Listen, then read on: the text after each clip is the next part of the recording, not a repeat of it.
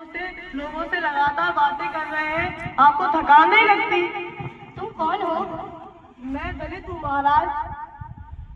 तुम तो बहुत ही नेक काम कर रहे हो, भगवान तुम्हारा भला करे। आप 3 दिनों से भूखे प्यासे हैं, आपका ये दुख मुझसे देखा नहीं जाता महाराज। तो क्या तुम मुझको खाना दोगे? मेरा भी यही मन करता है कि मैं आपको खाना दूं, लेकिन मैं अपने हाथों का बना हुआ खाना आपको कैसे दे सकता हूँ? अगर आपकी आज्ञा हो तो मैं आपके लिए आटा दाल लाता हूँ। अरे नहीं नहीं, तुम मुझे अपने घर का बना हुआ खाना ही दे सकते हो, मैं वही खाऊंगा। नहीं नहीं महाराज, मैं दलित हूँ महाराज।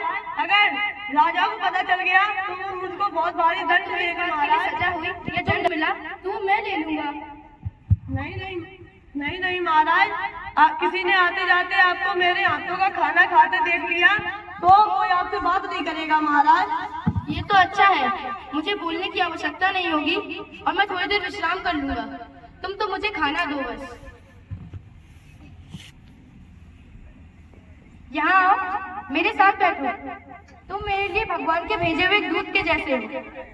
अब हम साथ में ही खाना खाएंगे।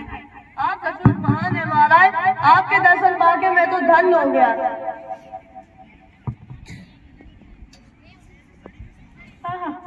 कितना अच्छा खाना, ये रोटी तुमने कैसे बनाई? मैं तो तृप्त हो गया ऐसा खाना खाकर। तुमने तो आज मुझे अपनी माता की याद दिला दी। कितने वर्षों से मैंने ये खाना नहीं खाया था। आप सचमुच महान है महाराज। मैं भगवान से सच्चे दिल से तुम्हारे लिए प्रार्थना करूंगा। तुम्हारी हिम्मत कैसी हुई स्वामी जी के पास आने की? अरे ये क्या कर रहे हो? मत छुओ उसको। क्यों मार रहे हो उसको? चल निकल यहाँ से। क्यों मार रहे हो उसको? उसने क्या किया है?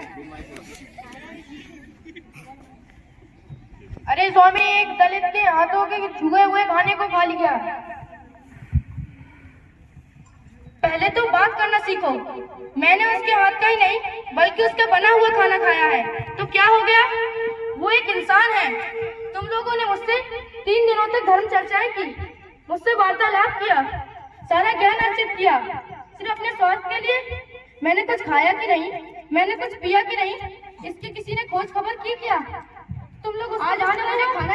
मैं इंसान हूँ भाई, मुझे जीवित रहने के लिए दाल रोटी चाहिए। मैं भी इंसान हूँ, मुझे जीवित रहने के लिए दाल रोटी चाहिए। केकड़ी नरेश पधार रहे हैं। जो राजन, ये क्या स्वामी जी, हमने सुना कि आप 3 दिनों से स्टेशन पे रह रहे हैं। कितनी असुविधा हुई होगी आपको। स्वामी जी, कृपया करके आप ये फल ग्रहण कीजिए।